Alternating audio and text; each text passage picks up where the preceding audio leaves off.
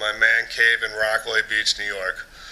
I'm proud to be part of HJB Triple Threat Sports. My contribution is going to be skateboarding. We're playing a 4-part segment. We're going to do it. And this first segment is going to be on skateboarding compared to other sports. There's a lot of common similarities, and there's also a lot of differences. But I'm obsessed with it. A lot of people are with skating, so there's a lot of things we can discuss. Firstly, I'd like to thank Gary. I just sent him an email let me shoot the shit about skateboarding. He got back to me 2 seconds later and said, film what you want, and we'll see how it does. I'll do my best. Cheers. Difference that I should point out that is important is that football, baseball, basketball, hockey, a lot of the primetime sports, they don't have much to prove. They are a part of Americana. They're going to be there. People are going to bitch about baseball players making $100 million, but 10, 20 years from now, baseball players are probably going to still making $100 million.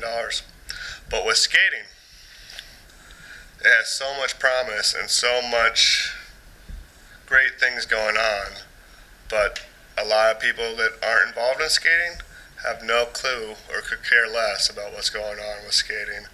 And there's a lot of great things going on with skating right now. I'm glad that it's gotten out from the corporate, let's make a brand, let's get riders, let's sell, let's get profit, let's party, let's do all this shit. Because if you're nostalgia for Power Peralta in the 80s or Blind in the 90s, you're nostalgia for our name brand. That's a difference too. Like the Pittsburgh Pirates. That is a corporate team, it is a corporate company, but it's also a city. Skateboarding for a long time, in my view, I could be wrong, was very much for profit. But there's some exciting things going on with nonprofit world, people being creative, people like Skatistan who are teaching kids in Afghanistan who read that don't have education and letting them skateboard too. And it's changing. And there's a lot of people my age or older that are helping getting these skate parks built, helping do all this stuff and contributing. But I like to, so there is just a difference. They're both popular. You see skating, you go to a city, you're going to see skateboarders. But the way it is, there's still a difference between big sports money and skateboarding, just the perception, and there are differences like that. And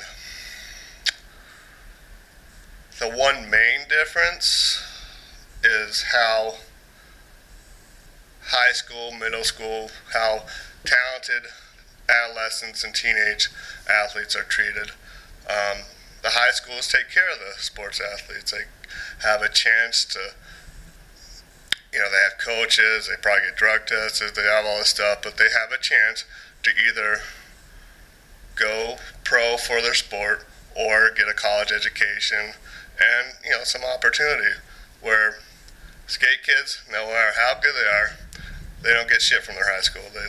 A lot of people distance themselves from high school. They feel alienated. They could be a rock star in their local skate community and a nobody in their school. Even Tony Hawk in his memoir said that. He was world famous and no one knew him at school. So that's a major difference, and kids can get in trouble too. If drugs, alcohol, that all comes from an early age. Because if you're 13, 15, you skate good, you're going to be hanging out with older teen kids, even college kids, or even anybody. And people my age, 38, they're not going to party with teenagers, but college age kids, they might. So there's a lot of pressures that skate kids have that's unique to other athletes and other kids. Okay, and another major point, which I believe is a difference, is a term, I made it up. I think it sounds pretty fancy to me, but participatory sports. I believe skateboarding is a participatory sport. That means people that are interested in it usually do it themselves, or they did in the past.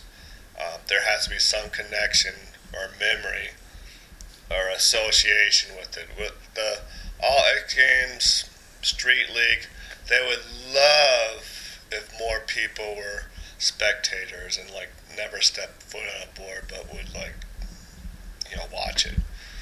But there are other precision sports, like let's say running, yoga, skiing, snowboarding.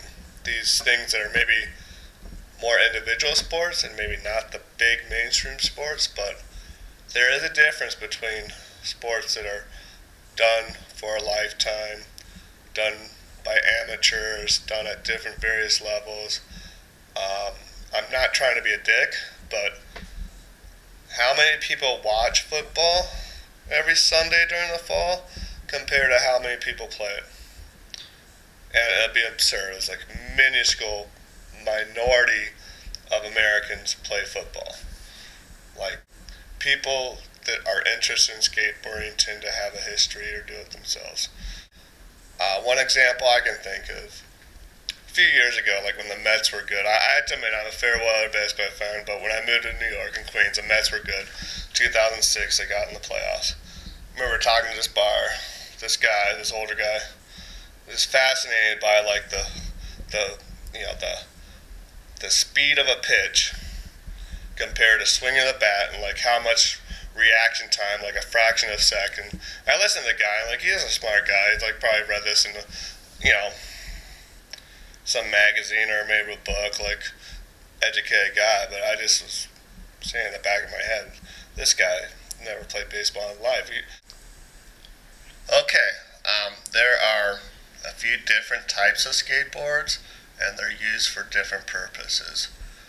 This is a regular street setup. The wheels are kind of big, but I'm like experimenting. But this is just a regular trick board. This is a cruiser board. I have to admit, I never had longboard cruiser wheels before. I got this. It's so much fun to just skate fast, and it's a whole different feeling going down the road.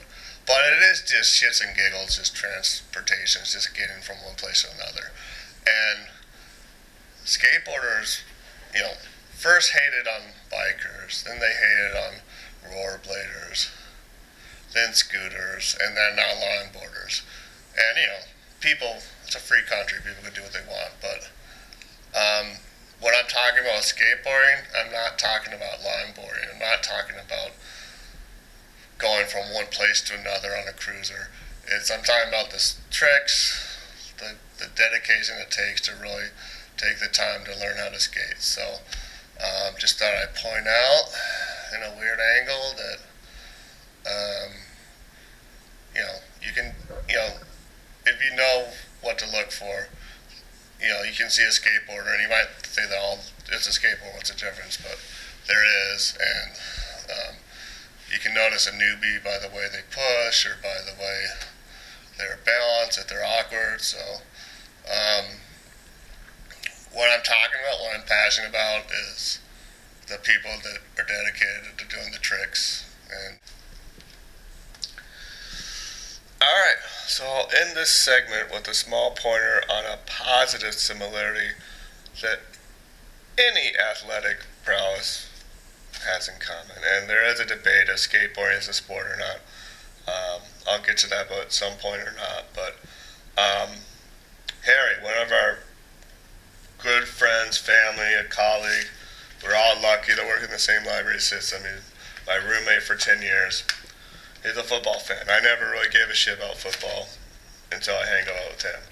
And I have to admit that the last 2 years I've been in Rockaway, haven't been watching football as much, but I watched enough games to appreciate football. I mean, it takes some of those catches they do, and it's just, let me put it this way, like Tim, our colleague, he said, this is a quote, maybe not like direct, but paraphrased, if anyone does something exceptionally well, athletically or anything, it stands out because it is a thing of beauty. It is an important thing. And as libraries we get caught up in with like education and promotion, but I mean, skateboarding just falls in line with the rest of the sports. Promote everything. Give kids a choice. And, you know, being athletic is a good thing. Being able to do things with your body, like figure things out, figure out problems and do it. It's just a positive thing. So that's the end of this segment.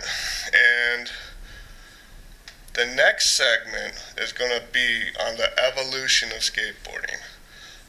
There are many factors on when this segment will be posted. It could be, it could be tomorrow, it could be a week from now, it could be 2 weeks from now, it could be a month from now, or it could be never. So, you just have to see. And if you like, I know I've watched some of these clips I've edited, and I have a horrible monotone voice, but yeah, I don't know. I'll try to drink some coffee before I do the next one. Have a good one.